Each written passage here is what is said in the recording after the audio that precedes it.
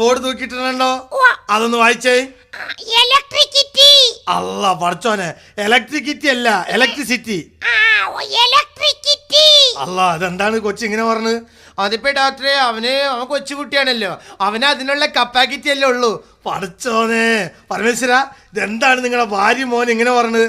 അതെ സാറാ, അവർക്കൊരിത്തിരി വിദ്യാഭ്യാസത്തിന്റെ കുറവുണ്ട്, അതുകൊണ്ടാ അവരേതായാലും പറഞ്ഞു. ഇനി ഡോക്ടർ എല്ലായിടത്തും പറഞ്ഞൊരു പബ്ലിക്കിറ്റി ആക്കണ്ട.